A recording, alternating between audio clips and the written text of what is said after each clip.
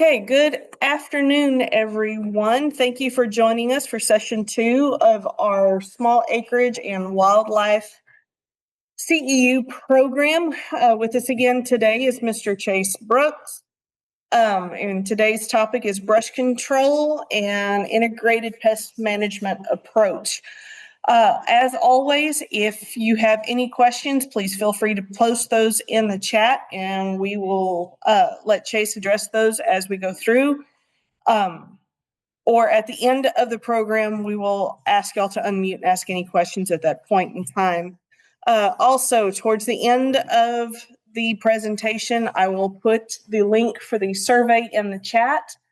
If you will fill that out for us, again, that is just to make sure that I have, one, your correct name and correct applicator's license number. If you were not with us on the first session, it's just a checks and balances to make sure that we've got everything correct and I can get everything turned into the state for you.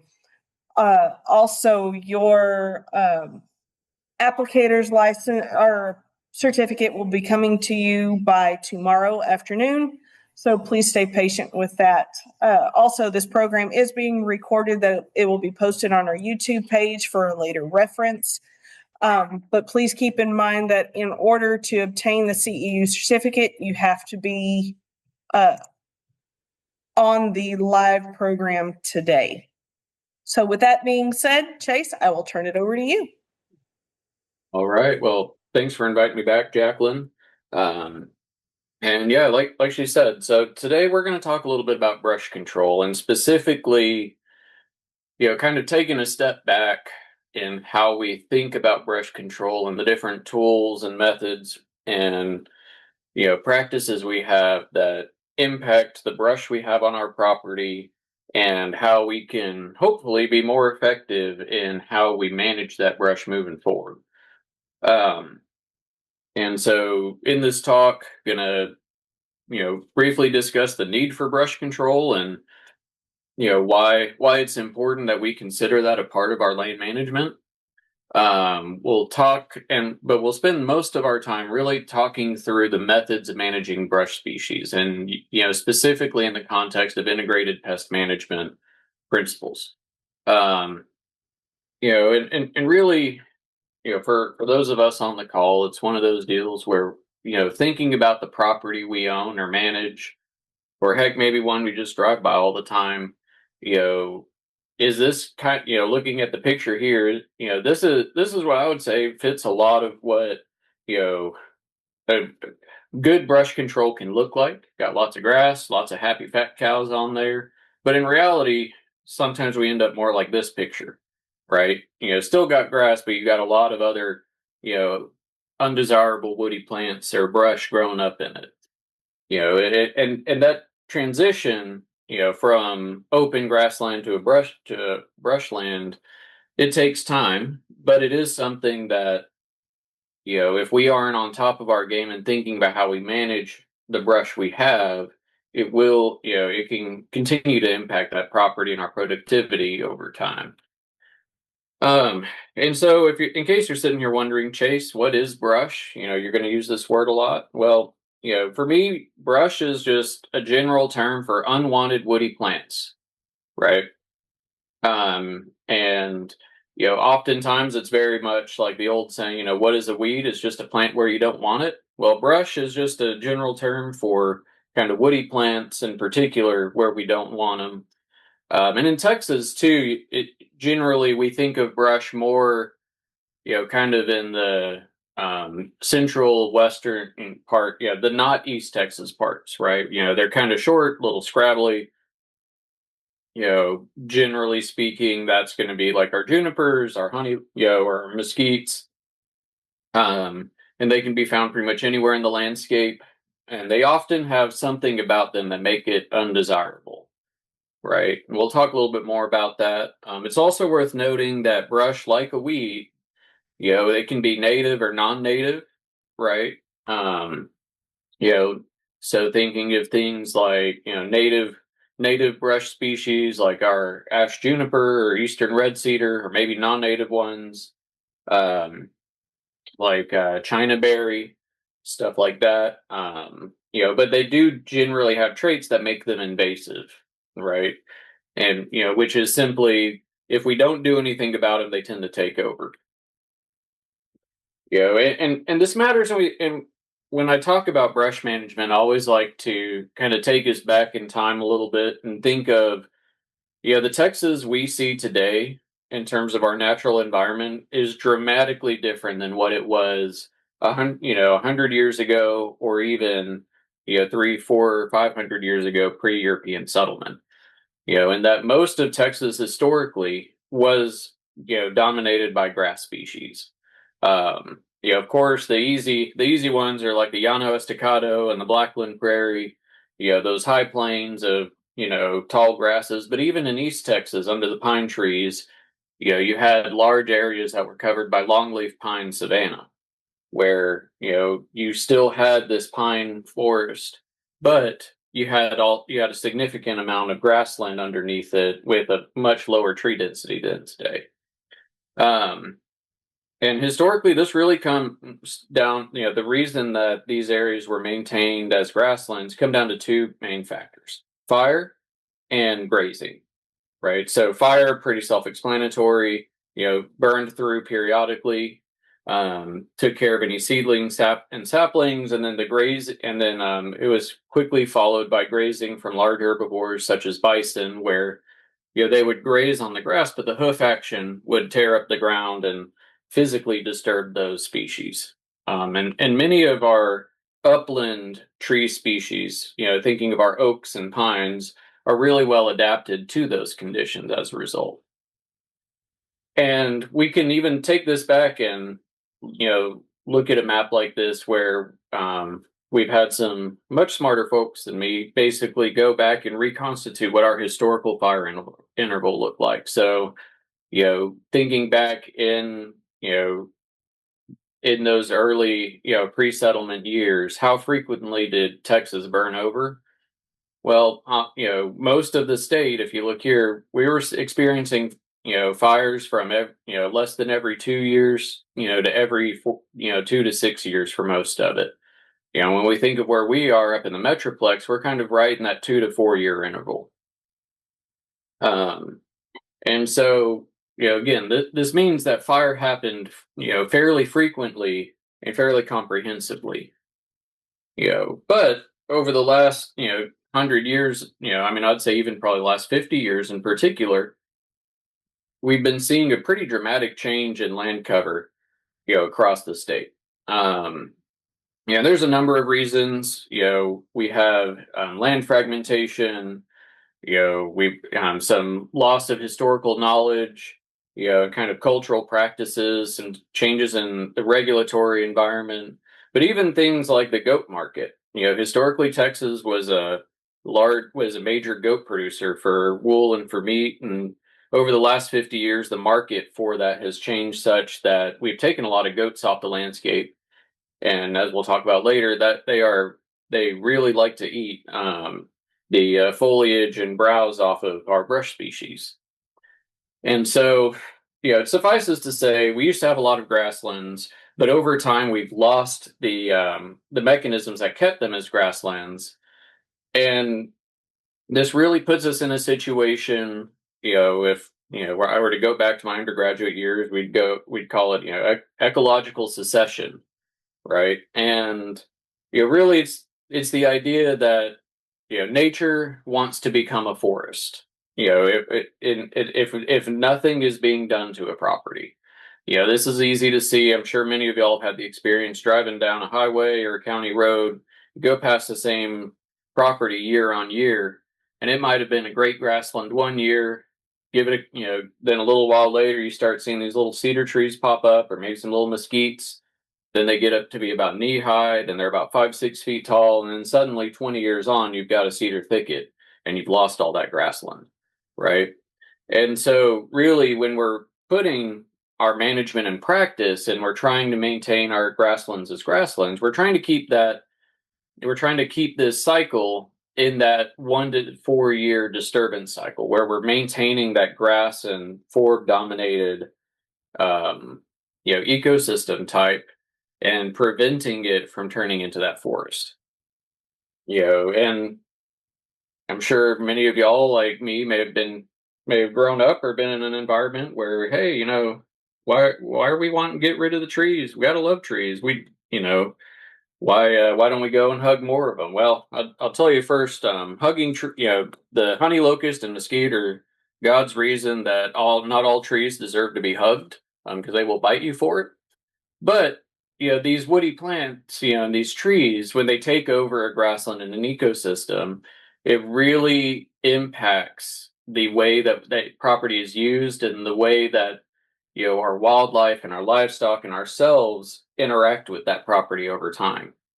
And and in Texas in particular, but all across the Great Plains, woody plant encroachment is the number one threat to grassland and working land productivity you know, here in the state. Um, and and it's a problem, yes, because it invades, but you start seeing some pretty dramatic changes. Especially I don't know if here in Tarrant County, we're kind of in the you know edge of the cross timbers, edge of the Blackland Prairie, but both of which, as grasslands, are incredibly biologically diverse, right? So when we think of all the different kinds of grasses and forbs and and then all the different insects and mammals and birds and all that depend on that biodiversity. When we start getting this woody plant encroachment coming in, we're taking an area that had hundreds of species per acre, and then we're suddenly changing it to a system that is mainly dominated by a handful, right? I don't know how many of y'all have ever had the distinct pleasure of going brushwhacking through a cedar thicket, but if you have, think about how many species you tend to see in there, right? You have your cedar trees. It might have maybe grow up around some oak trees or some other established, larger, more established tree species. You'll have greenbrier. If it's kind of wet, maybe some poison ivy, and maybe a small handful of other species. But, in most of Texas, we don't have many grasses or forbs that really like to grow in the shade. Right. So when we take a nice open grassland and start shading it out with the forest, we lose um, all those different species. Now, additionally, we have, you know, some of these brush species can also cause harm, right? We have thorns, we have, so again, thinking of honey locust and mesquite in particular there, but you also have things like poison ivy, which is a woody plant, is a vine, but I mean that can be pretty gnarly if you get caught up in a big patch of it, and a pain to remove if you have a big patch.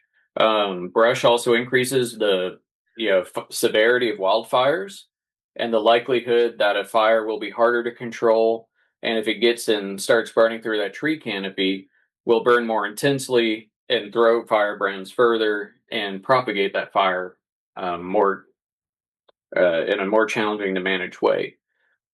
And then there's also just the plain fact that the more brush you have and the more mature brush you have, the more expensive and difficult it is to get it back to a working land, right? And even, and I didn't put it on here, but if your goal is to utilize grass, so if you are grazing livestock, if you're thinking about cutting hay, every single tree you have on that property is actively taking away from your ability to use that acre or that land for grazing or for another use. And so, especially if we're thinking about the farm and ranch economics, that land is now dead weight that we can't use to make money, and to get it back to the point where we can get it into productive use, it's going to take money to make it, right? Um, and so that was just a little bit of the why. Why does it matter? Why do we care? Um, why is brush an issue? What does it mean to get to where we are today with it? And so we're going to pivot a little bit, right? So we hit the why, and now we're going to talk about the how. And really, I'm going to start off with the idea of integrated pest management, and we'll kind of look at it through that context and how we manage brush and build a brush management plan. So what is IPM? If we were in person, I'd ask you to raise your hands. I'm not going to make you do that on Zoom. But just IPM, really more than anything else, it's a way of thinking about a pest problem, right? And a pest can be, a plant, it can be an animal, it can be an insect, it can be trees, it could be grass. It's just something that is causing some kind of harm or something that we don't want it where it is. And IPM is a way of understanding when and how we should treat it.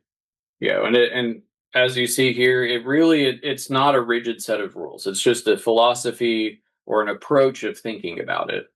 And it's really built on 5 major ideas, right? The first is scouting and monitoring for pests, right? So when we think about brush control, especially or particularly in the sapling stage or the seedling stage, you can't manage brush you don't know you have. And that might be either sometimes it's just getting out of the pickup truck, and actually going out into the field or pasture, or if you have land, something like my family property, there are parts of it that are harder to get to than others. And if we don't have eyes on it, we don't know whether or not we've got a brush problem.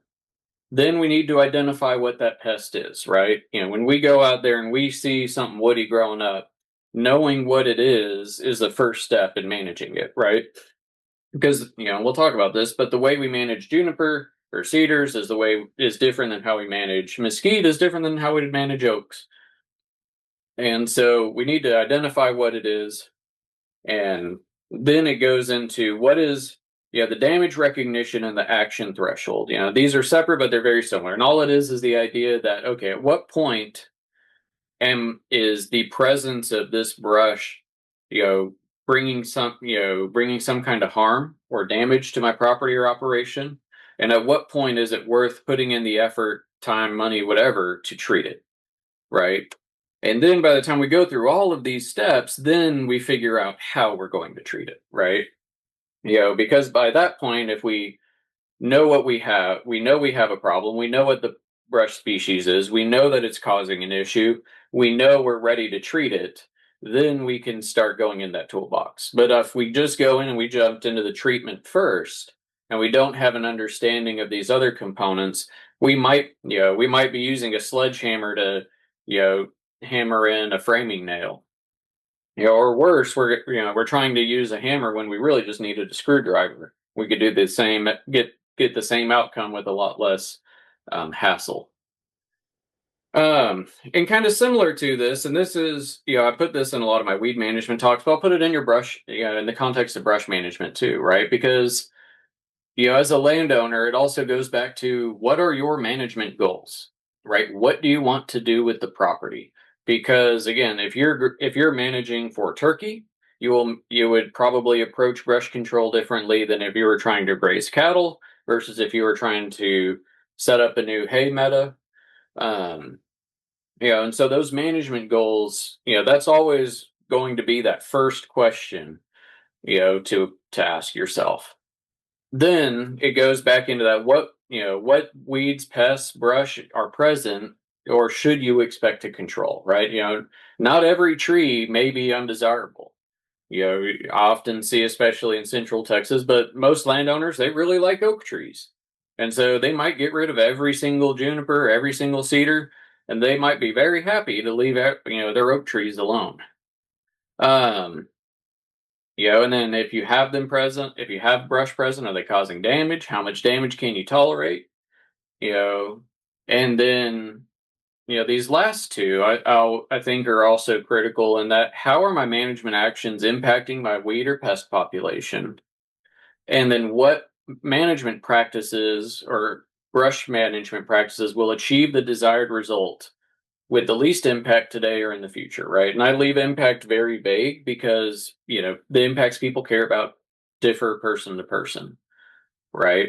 But I think when we consider brush control, and I'll go into this a little more, you got to think through how does everything else I'm doing on the property feed into that that brush problem? Are we doing things that are encouraging brush? Are we doing things that are also that are going to suppress it?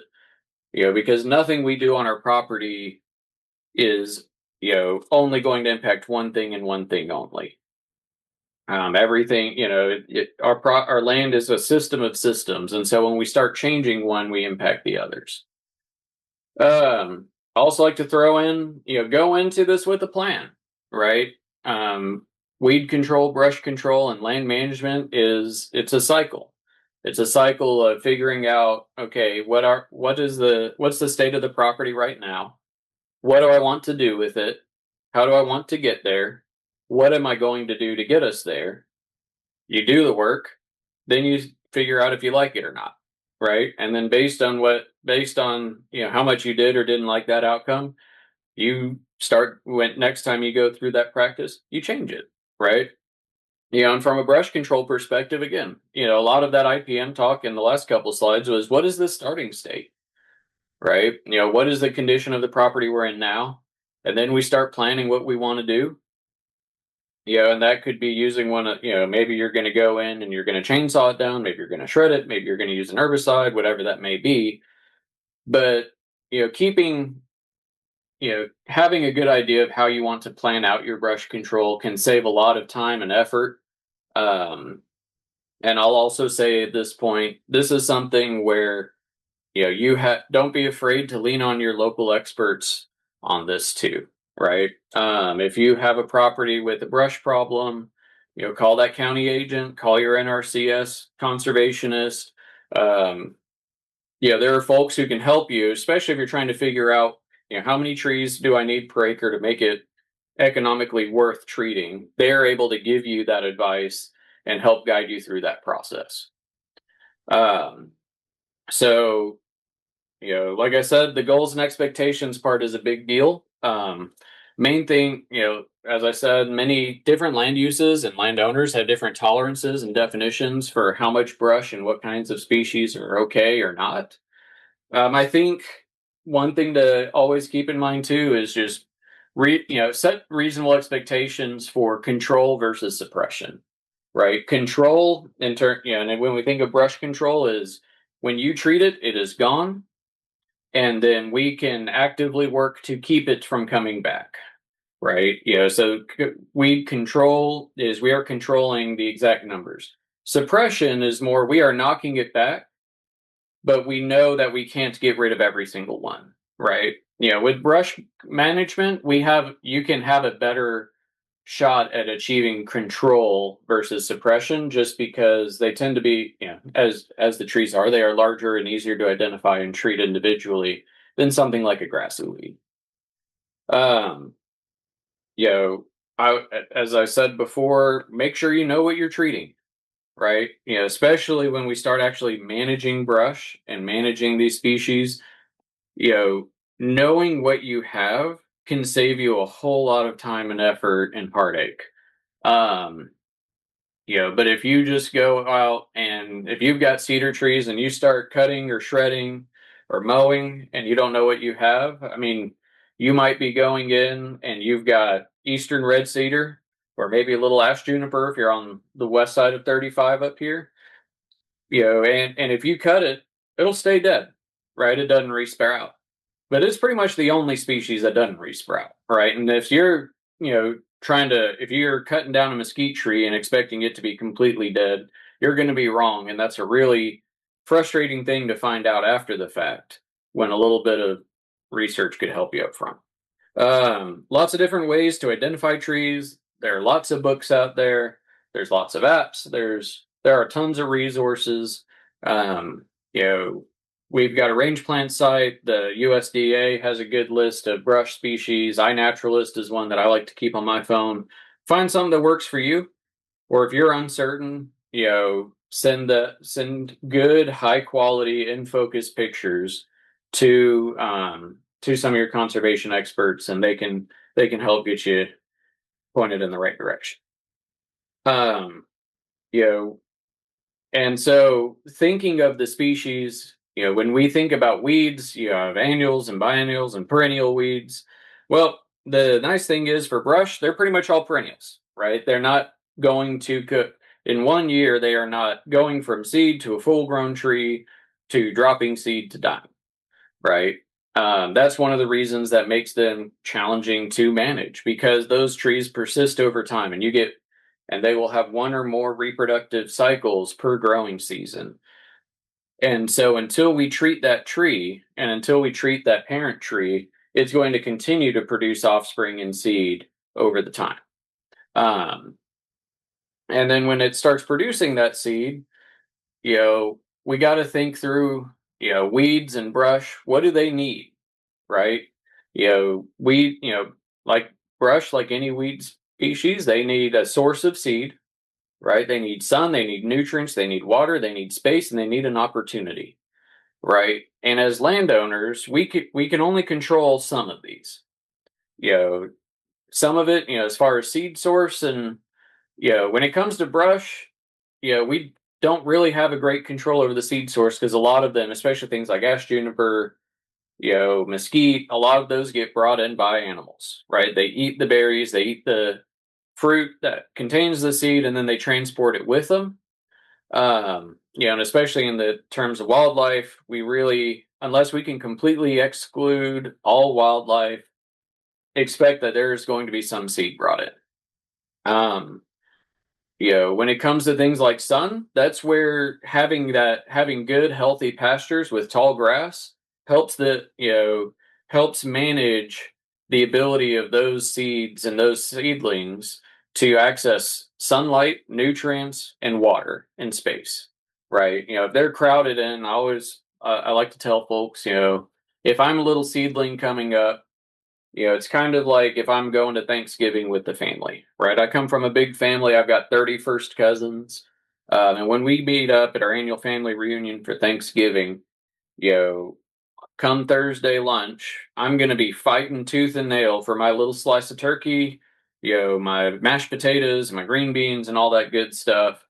And so I'm having to work really hard to get my nutrition. And I'm probably going to be more limited in the nutrition I get than if I were to lock them all in a closet and I had the entire, buffet to myself, right? It's the same thing with weeds. We want to put that competitive pressure on them. And that in and of itself is not going to prevent brush, or the seeds from germinating and the seedlings from establishing, but it can slow that process and it can make them work for it. And it gives you time to be able to plan those management strategies. And the last one is the opportunity factor, right? So look at the picture on the left of the screen. This was a brush pile I burned last fall. And, thinking of if you were a seed that landed in this field, from the tall grass on the bottom of the picture to the short grass where we mowed a fire line to the ash bed in the middle, what opportunities are we giving for a seed that lands to make contact with the soil surface and have the most opportunity to germinate and establish, right? So the more that we are reducing that competitive pressure, there's also the more opportunity that it can reach that soil surface as well as access those resources. And so, thinking of it as well, it's always worth noting that the earlier we can treat a brush problem, the cheaper it will be, right? And the easier it will be. And oftentimes that's the difference between spot spraying a couple trees or maybe using an inexpensive burn or something like that versus having to rent a bulldozer or a contractor to come in and tear up the ground and tear out those brush. And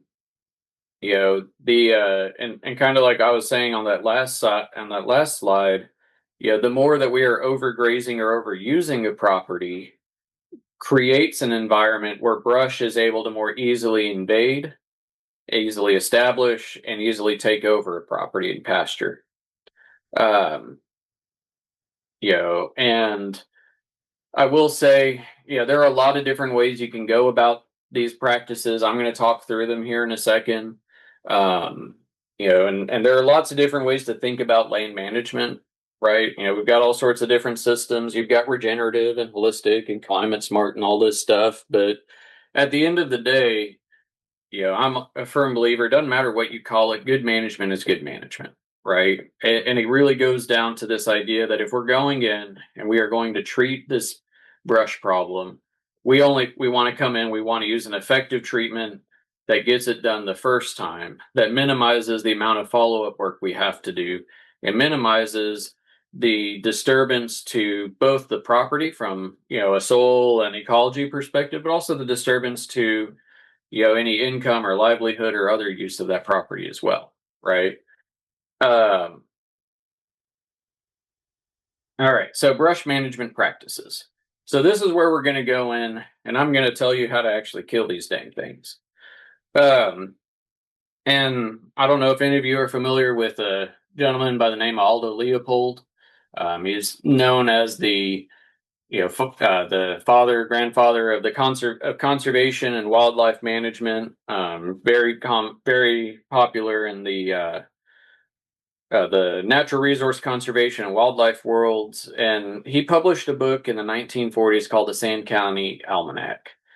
And it really, and one of the things he put in that's just really endured over time is this idea that the tools that we used or the practices we used that caused our property to degrade or to get to fall into its current state are the ones that we can use are the same tools that we use to restore it, right? And so at that time in the 1940s, he put it the axe, cow, plow, fire, and gun. It's 2026 now. It's been about over 80 years, and we no longer, our axe is more of the bulldozer. Well, we still have cows, we still have plows, just fire and gun. But I will be the first to tell you, you cannot shoot your brush out of existence. It would be incredibly expensive, maybe very cathartic, but it's not an effective method of brush control. But it is. But we have herbicides and we have other tools that we use, right? And so I found it's not necessarily thinking about it in terms of these are the only tools we have, so much as, by manipulating our grazing, by manipulating the way we use fire or soil disturbance, we can restore that property and fix the the brush problem we have. And so I'm going to talk about these management practices mainly in terms of mechanical removal, prescribed fire, chemical treatment, and cultural practices. Right, and I'll go into each of these a little more depth. Um, and the right choice as far as which of these tools you use is entirely up to you and your preferences and your thoughts and how you manage your property, the priorities you have with it, etc. Um, and there is no one right answer for everything. Now, some might be a little easier than others, and some might be more effective. But, I don't work for the part of the government that gets to tell you what to do. So you get to choose which tools you want out of the toolbox. And I'll start with mechanical removal, right? Because oftentimes this is what we turn to when we have a brush problem, right? Especially when we already have we've got lots of mature trees. They are very heavily encroached. You've got thickets and forests of cedar and mesquite that need to be cleared out. This is probably the first tool that you'll have to turn to. And I will tell you, mechanical removal is the most expensive way of going about it.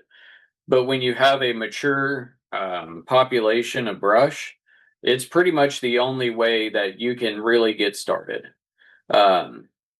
Because until we remove or kill off all those mature trees, we're not going to see the establishment of grasses and other desirable species. And usually this mechanical removal focuses on the removal of that above ground photosynthesizing and reproductive tissue. That being said, it is not with few exceptions, it is not a permanent treatment for most brush species. Like I said, unless, with the exception of ash juniper and eastern red cedar, you should not count on mechanical removal being a permanent end to that plant. But what it can do is turn that brush or tree from a large, unmanageable size, that you can't use the other tools on, into one that when it does inevitably resprout, you're putting it back into a growth form and habit that is more easily managed. You're taking it from a large tree to a bunch of small suckers regrowing, which you can then use your fire and your herbicide and stuff on. So it's thinking of it as more of a reset to an earlier growth stage. And most of the time, when we think about these management practices, a lot of them, like I said, it's more of a temporary reset than a permanent removal, right? So that's things like taking a brush hog out and shredding a pasture, which can work really well for small diameter seedlings and saplings, right? Probably less than an inch. But if you're just going and you really want to knock them down, or you've got a whole bunch of little eastern red cedar seedlings popping up, you can shred them pretty good. Tree shears are good, do a good job of tackling some of the bigger ones. Depending on the size of tractor, size of equipment you have, tree shears may need, some smaller tree shears can be used on more of a farm tractor. Larger ones need more specialized equipment like a skid steer or track loader. Your maximum tree size for those tree shears really depends mainly on how big of a shear you can get and the gap and the size of the trunk you can fit between the two ends of the shear, as well as just the hydraulics that drive it. I will say, in personal experience, if you're using tree shears, getting a skid steer or something with an enclosed cab goes a long way, because at some point that tree will fall back on you, and being on an open top tractor is not fun or safe. You can also go into the forestry mulcher. You see this a lot kind of in East Texas, but you're basically just taking it's like a super brush hog or super shredder, and you have either a rotary mulcher or you can have a drum mulcher, and you're basically converting all that standing biomass into wood chips. You also, and this is, I guess technically, you have girdling and hand removal. You can go in with a chainsaw, of course, if you like, a good workout. Or you can go in and girdle, which is basically getting a hatchet and you're cutting all the way through the vascular tissue of that trunk in a full, complete circle around the tree trunk. And what that does is it basically interrupts the flow of any moisture or nutrients up into the canopy, and it'll cause that canopy to die back. You will see resprouts coming from the roots, but you will be, but in doing so, again, you're kind of moving where the live biomass is into an easier to manage way. Pretty much the only permanent removal from a mechanical side is grubbing. And so if you go in, I'm gonna see if I can will it let me doodle? Oh, here we go. So like these guys right here. Basically it's like the same thing as little weeding forks you see that people use in their garden, where you go in, you pincher underneath those roots, below ground, and you lift it up and you pop out the resprouting areas out of the soil. And so um oh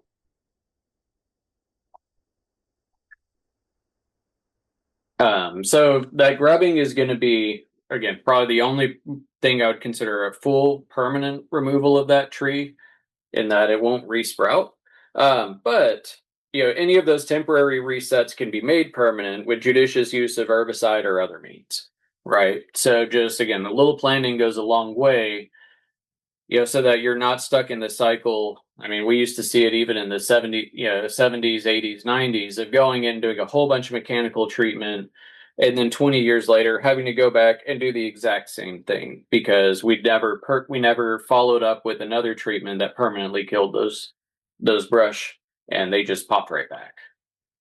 Herbicide and chemical treatments. This is one I follow the mechanical one very purposefully on this, because herbicide treatments can be incredibly effective in brush control if they're matched well with the right product, with the right pest, applied in the right way at the appropriate time. And I know that's a lot of qualifiers, but most of the time when I see poor poor outcomes from folks using herbicides, it really dials down to not having the right product for what they're trying to treat. For example, my dad for a long time, he loved spraying glyphosate on mesquites because he swore up and down it killed them, and he loved the way it made them drop all their leaves, but it never permanently killed the tree, right? It just made them drop the leaves off and kind of stunted it a little bit, but it just come back again next year. Perfect example of just the wrong product for the species. Similarly, we want to make sure we're applying them at the appropriate time. Trying to treat a dormant tree isn't going to do anything when it doesn't have leaves and it's not moving water nutrients up and down that stem. And so if we try to apply a systemic product and we spray it when it's dormant, we're just wasting money. There are a lot of different ways we go about applying herbicides. Broadcast versus individual plant treatment. And that goes back to that: how many trees per acre is it worth treating? Are you going to hire a helicopter or a drone to spray 50 acres if you only have one mesquite tree in that whole pasture, right? Or with IPT, can you mix up a backpack sprayer and go out and just treat that one tree real quick? We don't see it as much anymore, but you occasionally see soil applied granules. For brush control, you spread them around the base of the tree. You don't see them much anymore because they had a lot of issues with getting in groundwater and moving, and off target impacts. You also see a foliar versus basal application. So are we putting it on the leaves or are we putting it on the trunk? Oftentimes, when we think of smaller seedlings and saplings, that foliar application is what we go to. Or if you have a lot of them and you're spraying by helicopter airplane, that's going to be typically foliar. But with those large mature trees, if we're not using aircraft or something like that, it's usually applying it directly to the trunk. And then most of what we use for brush control are going to be post-emergent, right? So the tree is already there. We're using a product that targets some active metabolic process in that tree, right? Of course, I would, as always, follow the label. It's the law. Additionally, that label will tell you everything you need to know about what that right time is, how to apply it to get the most bang for your buck, right? Because if we're spending the money on an herbicide treatment, we don't want to have to do it again and again and again. Like I said, so we talked about those basal applications. You can see a picture on the right. That's a picture of that bud zone I mentioned that's for a redberry juniper. So that sits probably 2 to 6 inches below the soil surface, and when we cut the top off that tree, that signals to the plant to suddenly start growing new stems from that bud zone. Similar deal in mesquite and other trees. That's why trying to mow mesquite out of existence is not effective at all. And so when when it comes back to these treatments, I mentioned that basal bark application. The girdling I talked about earlier, where we're cutting through that the vascular tissue, following it up with an herbicide treatment is also incredibly effective. And I would just encourage you, if you are doing any kind of tree cutting, just have the stuff on hand to do a cut stump treatment where we cut that tree and then immediately follow it up with an herbicide application, typically 20% triclopyr and diesel, and that will ensure that it stays dead.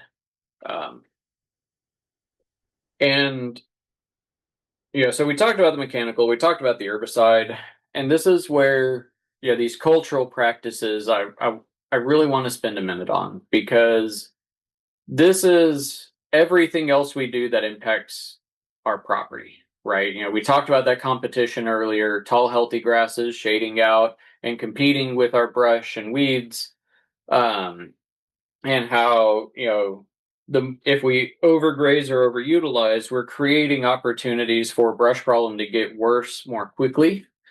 And honestly, most of the time it goes back to grazing and stock management. An appropriately stocked pasture doesn't have nearly as many issues with weeds and brush as one that's been overgrazed. and also looking at the species, the livestock species you have, and considering, changing your species composition or introducing, species like goats, for example, who can come in and actually directly graze on the brush you've got. I'm not going to spend a ton of time, but hopefully, these terms aren't totally unfamiliar, but just don't overstock, right? And it goes back to kind of that carrying capacity is just how much forage does that property grow per acre per year, right? And if we exceed that, we're going to see degradation in our forage and more weed and brush issues. If we understock compared to that carrying capacity, then we're going to maintain that forage availability and that competitive pressure. And then the stocking rate is, for this any given point in time, how many mouths are we putting on that property per, how many acres per animal unit, right? And so you can have a carrying capacity of 10 acres per animal unit, and you could appropriately stock it at 1 animal unit for those 10 acres. We could, but we could stay within that carrying capacity and say, hey, we're going to put 2 animals on those 10 acres, but only have them on for 6 months, right? And so there are a number of different ways to go about it. Just, again, don't overgraze. If you have questions about it, call Jacqueline, call your NRCS office. They can get you situated and understanding that process better. The other thing I'll mention too is when we think about forage, keep in mind it's not just grass, right? What is the ratio of grass to forb to browse? Grass is pretty self-explanatory. Forbs are the herbaceous things that people generally call weeds, quote unquote, and browse is your woody plants, right? And when we think about the livestock mix we have, if you look on the left-hand graph, every species has different preferences for the forage they like to eat. You can see on the left, cattle, blue bar is big. They like to eat mostly grass with a little bit of forb and a little bit of browse. Goats are the opposite. Same with white-tailed deer. Whereas horses and bison won't hardly touch anything other than grass at all.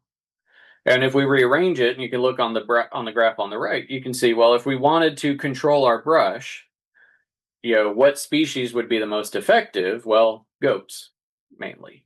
And so when we think about that stocking, we can also, if we have a certain amount of cattle on the property and let's say we were to introduce a whole bunch of goats for a year to really knock back the browse, those goats aren't going to compete with as much for the grass forage component, right? So you can kind of double up on some animals more that way than you could if you were to put, cattle and horses or, cattle and sheep. And then the last one I want to talk about is prescribed fire. And I think this one is probably the one that, in my experience, folks generally have the least experience with. But essentially, it goes back to what I talked about at the very beginning, right? Fire is was a natural and historic part of our grasslands in Texas. Right. And when properly planned and implemented, it can be pretty darn inexpensive and pretty darn effective at managing brush. Right. And when we're burning off the grass on that soil surface, it's kind of similar to a mechanical shredding or mowing treatment, in that you're resetting that growth back down, especially for seedlings and saplings. Which, the younger we can catch and kill those seedlings, the less likely they are to resprout. And so if we're burning on a regular basis, we're able to prevent new seedlings and saplings from establishing.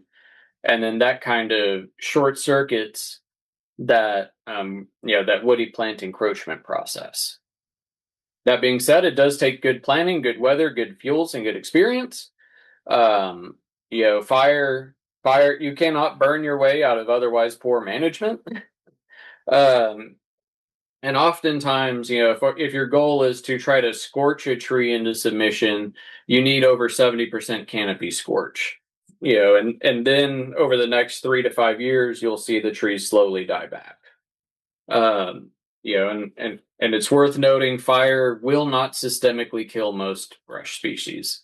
And if you're really and if you're using fire as a management tool, you really need to be using it regularly, right? And so that is every 2 to 4 years on a for a given pasture, every 2 to 4 years, um, to keep the suppression of new brush species intact. Um, so when we think about the tools in our toolbox, there's a lot of different ways we can go about it. Everyone's property is different, everyone's brush species are different. You know, don't matching the treatments to your goals and your property is probably the most critical thing you can do. And with all that variability, use the resources you have available. I mentioned your USDA and RCS office. You've got your county extension agent. You've got a number of folks you can reach out to help determine what are those tools that are best suited for your property. And the last thing I'm going to talk about is debris management, right? So we went in, cool. We shredded this, we killed, we went in, we removed all this brush, we burned, we sprayed, we did whatever. Invariably, you will have a bunch of debris left over. And it's not something that people consider as much as they do with, the actual, management practice for the brush. But, having a plan for what you're going to do with that debris is also pretty critical. You know, Generally speaking, there are 3 different ways that folks, manage or dispose of that debris. Mainly piling and windrowing is probably the most common, but you also have mulching and slash and spreading it as slash. Um,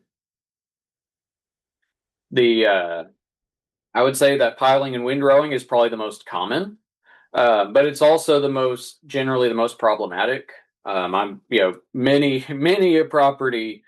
I don't know many landowners who don't have at least one brush pile or windrow on their property that they don't at least say a couple cuss words about when you ask them about it, because they are kind of a pain, and especially where those tend to come up is when you have a lot of mechanical clearing happening, and particularly when contractors and folks are not given instructions otherwise, they'll just put them in big windrows. And poorly sized or placed piles are dangerous. They're a wildfire hazard. They are wildlife. They do serve as wildlife habitat. But the size of the pile does impact what species like to use it. For the small piles that quail love, you also have large ones that can be full of raccoons and possums. But I would say the general rule of thumb is you're almost always better off with many smaller piles than fewer larger ones. And especially if we're going to think about burning those piles as a means of disposing of them. And I've thrown this in there because brush pile burning is one of the most dangerous things you can do on your property. And burning of brush piles causes over half the wildfires in Texas on any given year. And just my rules of thumb for it is just never burn a pile that you couldn't extinguish. If you need to call friends or folks to come out to help get more water and labor on the place, anything you can do to make that safer should be done. Always mow or disc a fire line at least 3 times as wide as that pile is tall. Because when you get burning, that's about how tall you should expect flames to be. And generally speaking, if you can keep those piles under 6 feet tall, exclude any large trunks, and keep any soil and root balls out of that pile, means that it'll burn pretty quickly. I've got a research study going on right now, and for piles that we're building, anything, if we keep those large fuels out and we keep the soil out, we can have a brush pile burned down to the point that we can leave it alone in a little over, 30 minutes to smolder and call it an hour to, basically embers. The reason that we want to leave those large fuels and soil root balls out is because that's what'll cause that's what will smolder for weeks, and that's where you have the big fire risk after the burn as well. Those large logs can just smolder and smolder and smolder, and the soil basically, it's full of the soil that will settle on top of other fuels or it'll have roots in it. That again, it just protects it from the elements and it lets it smolder until you get just the wrong amount of wind that can blow embers out. And then just, don't burn it when it's super dry out or when it's particularly windy. And, for the love of goodness, don't always have eyes on the pile you are burning. Don't take eyes off of it until it is done and burned down to ashes, and don't leave the property until you've put enough water on it that it's out. Again, that's just where we see a lot of wildfires and property damage occur. You're leaving a smoldering pile. The wind picks up, the wind changes. You burn on a Sunday morning and you got to be home by Sunday afternoon. And as soon as we take eyes off of it, that's when the trouble picks up. If you have a whole bunch of windrows or a bunch of gnarly piles like this one on the right, that was a property I was on, and you can't really see it on the sign, but it says Mount Brushmore. It was just a big old gnarly pile of brush that they had contractors that came in and the contractors built it, and it sat there for 10 years because they didn't know what to do with it. And in that case, it really, if you burn it in place, have everything you need to make sure it goes safely. If you can't, then I would encourage go in there with a mulcher, mulch it down, and then you can take that mulch and spread it around, do whatever you want, or just over the next however long. Go in there with a chainsaw and just kind of have a site nearby that you can build a little pull brush out of the big windrow, pile it, and basically have a small brush pile, and you can just pull and burn until it's gone. And neither of those are particularly easy or satisfying answers, but it's really, if that windrow or that big old pile is in a bad spot, there's not really much else you can do with it unless you are comfortable just leaving it. Getting away from piling, we have mulching. So that's again with a forestry mulcher or wood chipper. Works really good at taking a whole lot of brush and reducing it down to a much smaller volume of chips. I'd say those chips can be used on the property. You can just spread them around. You can use them for trails, use them in the garden, whatever. What I would encourage you not to do is don't just leave a giant pile of chips. If you spread them on the soil surface, make sure you do it less than 3 inches thick. Otherwise, you might be suppressing the grasses or forbs that'll grow in there. And if you're going to use fire in the future, again, keeping it spread thinly helps. But if you have a big pile of mulch that catches fire, it's like when a fire gets into a hay bale. You basically can't extinguish it. It's going to smolder and smolder and smolder forever. And it's a real pain in the butt. And the last one is spreading it as slash. So we're taking all those cut limbs. So this is not if we have whole trees. This is mainly if we have, limbs and things like that. And basically what we're doing is we're taking it, and instead of piling it, we're spreading it across the landscape. This is really effective in areas that you're worried about surface erosion of soil. I've seen people, you can use that slash, put it in ditches and gullies to slow down gully erosion. If you've got a rocky hillside, maybe you just cleared a whole bunch of cedar off of it and there's no grass yet, you can spread that slash back over the top to help keep that soil in place. Of course, you're creating a lot of trip hazards and things like that. Following it up with a fire can be really effective. The other thing that slash is good for is if you have an area, let's say you seed it, you put down a bunch of grass seed in a pasture and you want to protect the grasses from grazing. You know, if you've got cattle in that same pasture, you can use that slash to basically armor up that area and keep the cattle or the animals from really grazing that patch hard. So it is 12:58. This is my last content slide. Basically, it goes back to the 6 P's, right? Proper prior planning prevents poor performance. Just thinking through your brush management, how it fits within those IPM principles, and really having a good idea of if you have brush, how are you going to get rid of it? And if you've got an area that doesn't have brush, how are you keeping it from encroaching or establishing? Right. And the more that we can integrate multiple of these tools together, the more effective it is. But it's up to you to choose the tools you want to use and, in a way that fits your property. So with that, it is 12:59. If you have questions, I'll take them. You can unmute or you can drop them in the chat. And that's all I got. Thanks, Chase. Great information as always. If anybody's got any questions, please feel free to unmute yourself at this time.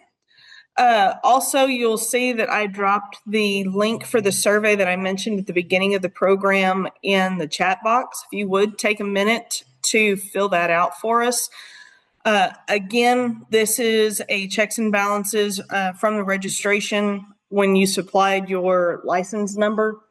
In this survey, you'll also give your name and your license number for us just to make sure that there wasn't a typo in the registration. So if you would fill that out for us, it'd be great. Or if you've got any questions, now's your chance. Well, if there are not any questions, we will go ahead and conclude today's meeting. And as a reminder, we will have our third and final session in 2 weeks, same time, same place, May 21st. I will send out the links for the meeting the evening before as well as the morning of. That way those links don't get lost in your inbox. Again, thank you for taking the time out during your lunch break to join us today. And we will look forward to seeing y'all on the 21st. Chase, thanks a lot. Hey, thanks, Jacqueline. Appreciate y'all.